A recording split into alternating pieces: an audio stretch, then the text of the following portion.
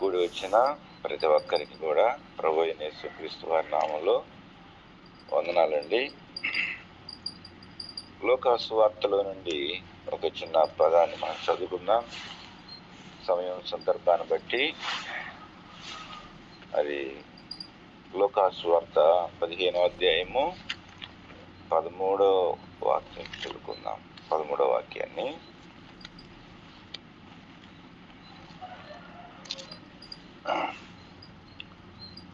కొన్ని దినములైన తర్వాత ఆ చిన్న కుమారుడు సమస్తమును సమకూర్చుకొని దూరదేశమునకు ప్రయాణమైపోయి అచ్చట తన ఆస్తిని దుర్వ్యాపారం వలన పాడు చేశాను. తన ఆస్తిని దుర్వ్యాపారం వలన పాడు చేశాను. దేవుడు ఈ దివ్యమైన వాక్య భాగాన్ని మన ఇంటిలో దీవించి ఆశీర్వదించిన గాక. ఇక్కడ మనం చదవబడిన భాగంలో మనందరికీ తెలుసు, పెద్ద కుమారుడు చిన్న కుమారుడు ఒక తండ్రికి ఉన్నారు. అయితే చిన్న కుమారుడికి వచ్చిన ఆలోచన ప్రకారంగా తాను తన యావదాస్తిని తనకి ఇవ్వమని తండ్రిని అడిగినప్పుడు తండ్రి తన ఆస్తిని కుమారుడికి ఇవ్వటానికి సందేహం లేకుండా తన యావది ఆస్తి తనకు రావాల్సిన భాగాన్ని మొత్తాన్ని తనకు ఇవ్వటం అనేది మనకు తెలిసింది. అయితే వాస్తవానికి తండ్రి మరి ఆస్తిని అడిగినప్పుడు వాడు దూరదేశం ప్రయాణం వెళ్ళాలనుకున్నప్పుడు మరి నా ఆస్తితో నీకేం పని, నువ్వు వెళ్ళిపోవచ్చు అని చెప్పేసి అనొచ్చు. కానీ అలాగూ అనలేదు ఆ తండ్రి. తన ఆస్తిని రావాల్సిన భాగాన్ని తను ఇచ్చినప్పుడు తాను దూరదేశం వెళ్ళిపోయి మరి దుర్వ్యాపారం, చెడ్డ వ్యాపారం చేసి మరి తన ఆస్తిని పోగొట్టుకున్నవాడుగా, పాడు చేసుకున్నటువంటి వాడుగా మరి పాడు చేశాను అనేటువంటి ఆ మాట మనం చూస్తూ ఉన్నాం. తన ఆస్తిని తాను పాడు చేసుకున్నట్లుగా మనం చూస్తూ ఉన్నాం.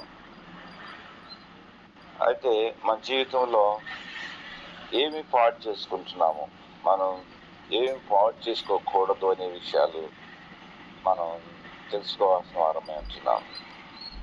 మనం ఏ స్థితిలో ఉన్నాము, దేవుడు మనకిచ్చిన ఆస్తి, రక్షణ ఆస్తి, పరిచర్య ఆస్తి, తర్వాత దేవుని సన్నిధిలో ఆయన సేవించే గొప్పతనం అనేటువంటి ఈ పని అనే ఆస్తి దేవుడు మనకి పంచిచ్చాడు. ఈ రోజున దేవుని వర్క్లో మనం ఉన్నాం, దేవుని పనిలో మనం ఉన్నాం, దేవుని ప్రయాసంలో మనం ఉన్నాం.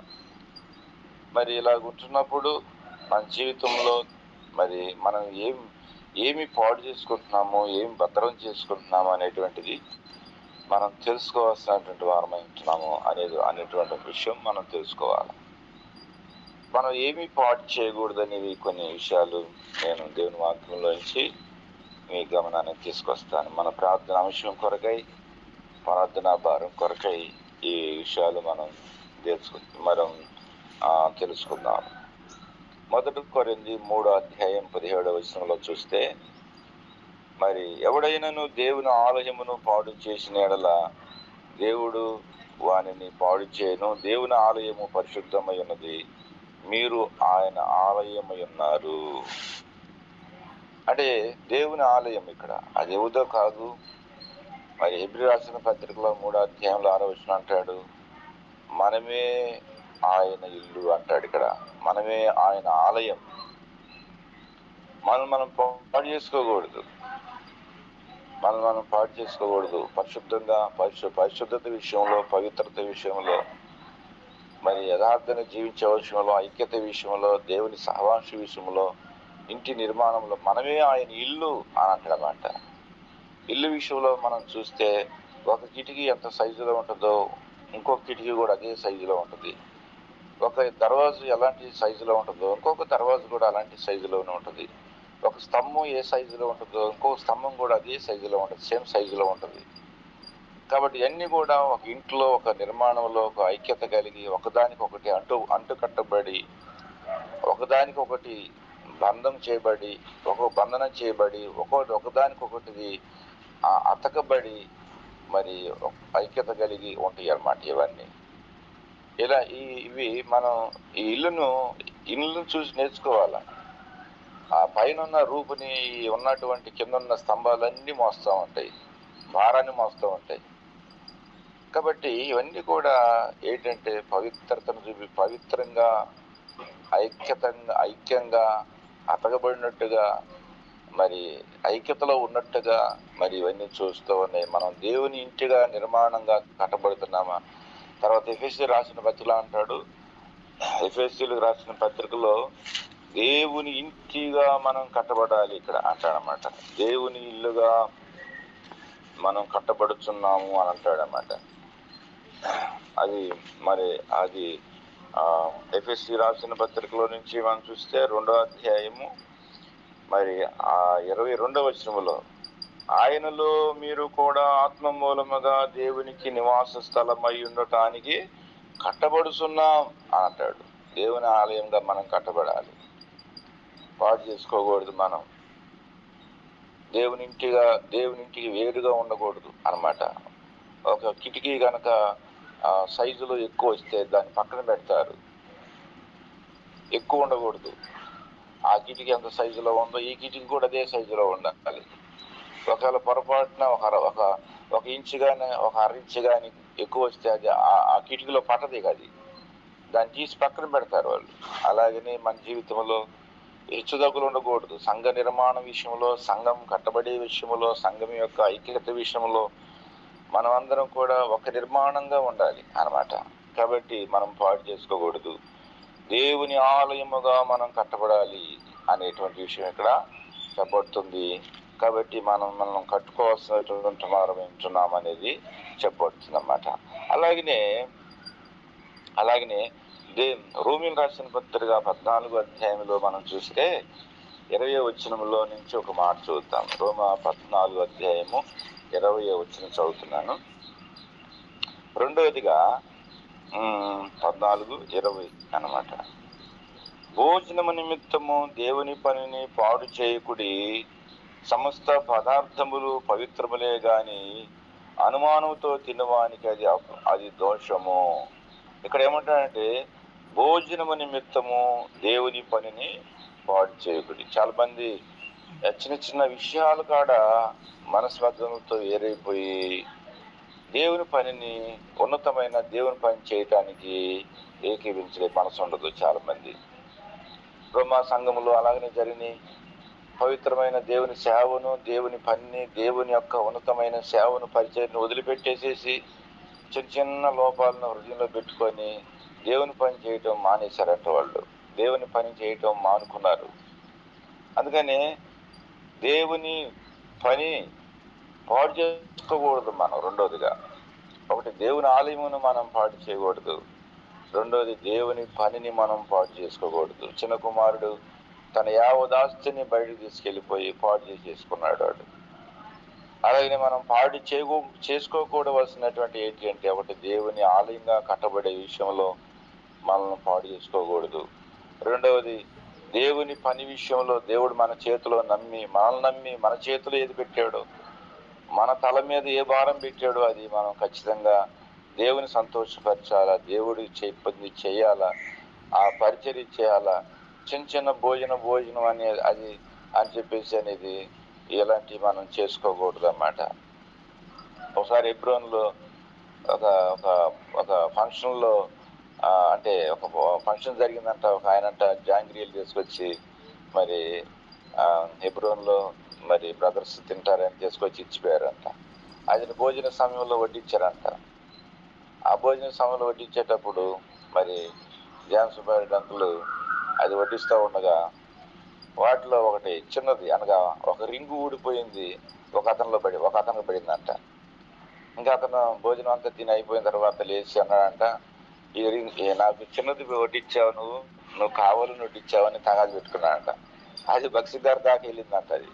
అప్పుడు బక్సీ గారు పిలిపించారంట, ఎవరు వాళ్ళని పిలిపిరన్నారంట. అప్పుడంటే తర్వాత ఆయన అన్నారంట, బక్సీ గారు నీవు మరి చిన్న జాంగ్రీ కోసం ఇంత గొడవ పెట్టుకున్నావు, మరి దానికోసం నువ్వు ఎంత ఏళ్ళ కట్టేవు అని చెప్పేసి అని అన్నారంట.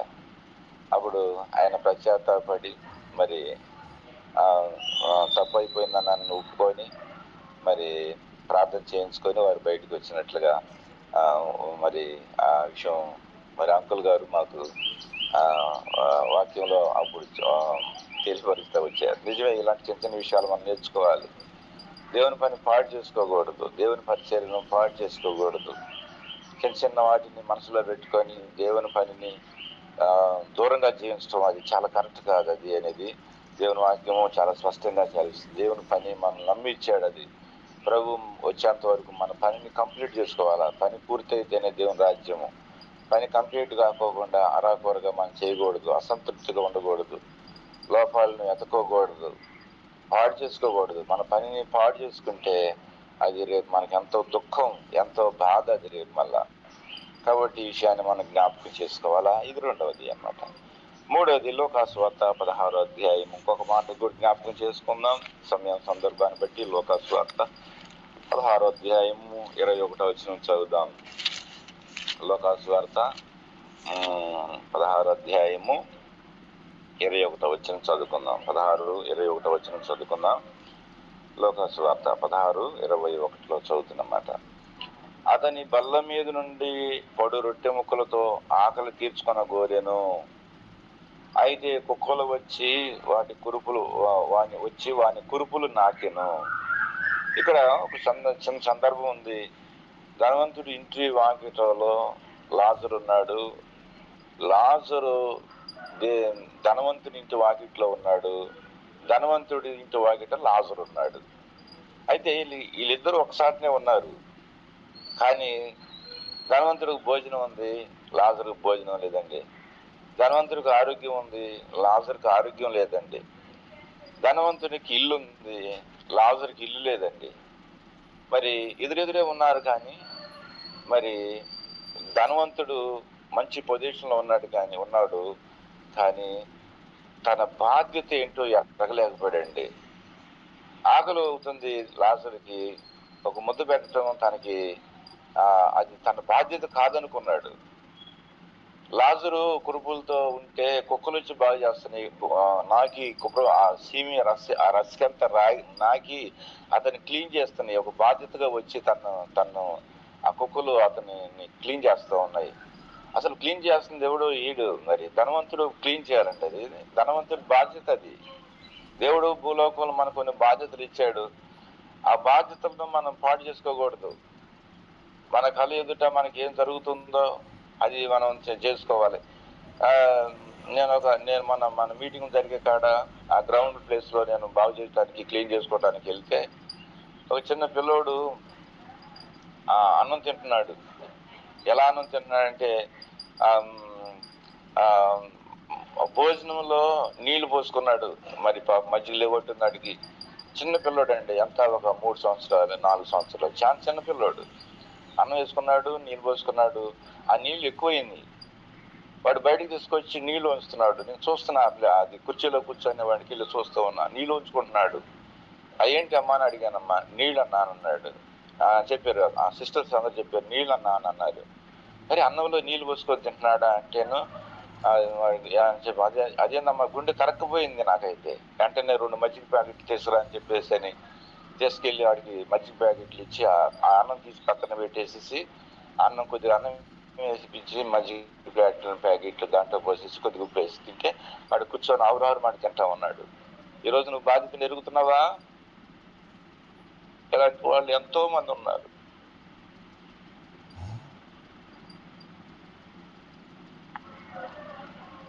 బాధ్యతలు ఎప్పుడు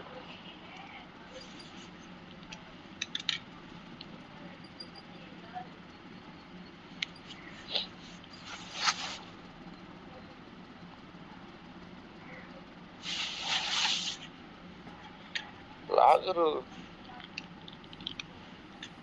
ఇంటి ముంగిట ఉన్నాడు. కానీ ధనవంతుడు పట్టించుకోలేదు. అది నా బాధ్యత కాదనుకున్నాడు, నరకానికి పోయాడు.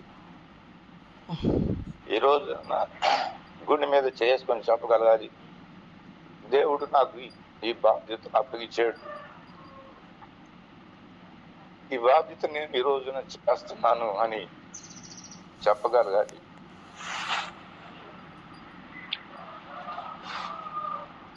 ఎంతో మంది నిరుద్యోగులుగా ఉంటున్నారు. ఎంతో మంది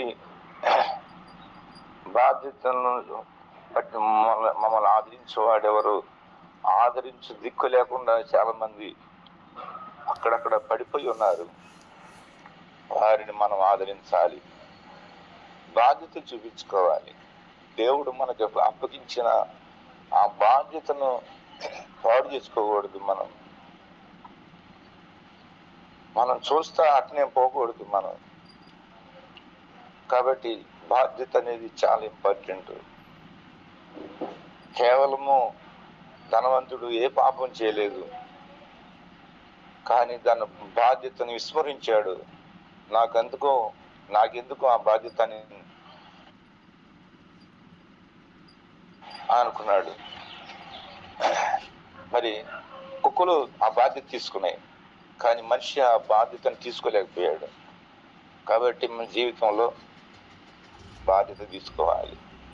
నేను బాధ్యతలో ఉన్నాను, ఆ బాధ్యత నేను చేస్తున్నాను, బాధ్యత నాకుంది, దేవుడు నాకు ఒక బాధ్యత అప్పగించాడు అనేటువంటిది మనం తెలుసుకోవాల్సిన వారు ఉంటున్నాం. బాధ్యతను నాశనం చేసుకుంటే రేపు దేనికి పనికిరాం మనం. తర్వాత ఇంకొక విషయం కూడా చూద్దాం. తర్వాత అపోస్తుల కార్యములు 8:3 వచనం చదువుదాం. అపోస్తుల కార్యములు 8వ అధ్యాయము 3వ వచనం చదువుతాం. అపోస్తుల కార్యం 8వ అధ్యాయం 3వ వచనంలో ఈ మాట ఉంది.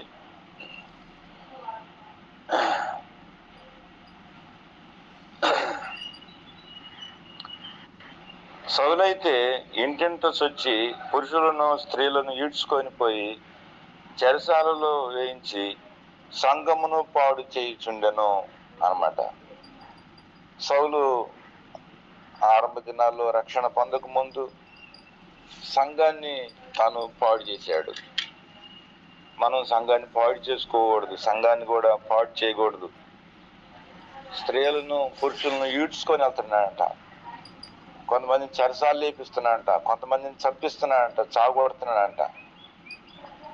అయితే మనం సంఘంలో స్త్రీలను పురుషులను మనం కూడా పట్టించుకోవాలి. సంఘాన్ని మనం పాడు చేయకూడదు. సంఘంలో మన బాధ్యత అనేది ఎరగాలి. సంఘంలో నీకు ఇచ్చిన నీ పొజిషన్ ఏదో నువ్వు తెలుసుకోవాలా. సంఘంలో నీకేమిచ్చాడో, నీ ఆధిక్యత ఏంటో అది నువ్వు ఎరగాల. పాడు చేసుకోకూడదు. అది సంఘం దేవుడు మన చేతిలో పెట్టాడు. ఇది ప్రభు రాకడ వరకు ఉంటది, తర్వాత ఉండదు. ఇది సంఘం ప్రభు మధ్యాకాశానికి పిలిచే వరకు సంఘంలోనే మనం ఉండాలి. కాబట్టి ఈ సంఘమే మనల్ని పోషిస్తుంది, ఈ సంఘమే మనల్ని ఆదరించింది, సంఘమే మనల్ని మరి ఒక పెండ్లి కుమార్తెగా నిన్ను సిద్ధపరుస్తూ ఉంది. మరి సంఘాన్ని నువ్వు అందరినీ ప్రేమిస్తున్నావా, అందరినీ గౌరవిస్తున్నావా, అందరికీ నీ సువార్త అందుతుందా, అందరికీ నీ పరిచర్య అందుతుందా, అందరినీ ఒక విధానంలో చూస్తున్నావా? సంఘానికి చాలాసార్లు సంఘానికి వ్యతిరేకంగా పోతూ ఉంటాం, సంఘానికి వ్యతిరేక భావంతో ఉంటుంటాం. సంఘమును మనం పాడు చేసుకోకూడదు, సంఘాన్ని పాడు చేసుకోకూడదు. దయచేసి మన జీవితంలో మనకు అప్పగించిన సంఘాల విషయంలో చాలా బాధ్యతలు తీసుకోవాలి. అందుకని అంటాడు సామెతల గ్రంథంలో ఒక మాట ఉంది, నీ మందను నువ్వు గుర్తెరుగు, దాని మనసును తెలుసుకొని నీవు ప్రవర్తించు. నీ గొర్రెల మంద యొక్క ఆ స్థితి ఎలా ఉందో నువ్వు దాని స్థితి ఏంటో నువ్వు తెలుసుకో ఫస్ట్ అని అంటాడన్నమాట. అక్కడ నీ మందను నువ్వు జాగ్రత్తగా కాయి అంటాడు దేవుడు అక్కడ. కాబట్టి మన జీవితంలో సంఘమును పాడు చేసుకోకూడదు, సంఘములో మన బాధ్యతను పాడు చేసుకోకూడదు. కాబట్టి సంఘములో దేవుడు మనకిచ్చిన ఆధిక్యతను మనం కాపాడుకోవాలి. కాబట్టి ఈ విధంగా మా జీవితంలో ఆ చిన్న కుమారుడైతే తను నష్టపోయాడు, తను పాడు చేసుకుంటూ వచ్చాడు. తండ్రి దగ్గరకు వచ్చాడు, కనికరపడ్డాడు, దేవుడు ప్రాధేయపడ్డాడు. తండ్రి, పరలోకానికి వ్యతిరేకంగా నీ ఎదుట నేను పాపం చేశాను, నీ కుమారుడు ఒకడు అనిపించుకోవటానికి నేను యోగ్యుడిని కానని, కూలివాడిగా నన్ను పెట్టుకోగలవా అని నన్ను అడగటానికి వస్తే తండ్రి అయితే ఆ మాటలన్నీ పక్కన పెట్టి కుమారుడిగానే స్వీకరించాడు. కాబట్టి మన ఎలాంటి వారు ఎంతో మంది సమాజంలో ఉన్నారు. కాబట్టి మరి ఆలయంగా పాడు చేసుకుంటూ ఉన్నారు, దేవుని పనినిగా పాడు చేసుకుంటున్నారు, దేవుని బాధ్యతను పాడు చేసుకుంటున్నారు, దేవుని యొక్క సంఘం యొక్క నిర్మాణ విషయంలో చాలా మంది పాడు చేసుకుంటూ వస్తూ ఉన్నారు. ఇలాంటి వారందరి కోసం మనం ప్రార్థన చేయవలసినటువంటి వారమే ఉంటున్నాం. దేవుడి సమయాన్ని మన కొరకై జీవించి ఆశీర్వదించిన కాక. Praise Lord. అందరికీ ప్రైజ్ లార్డ్.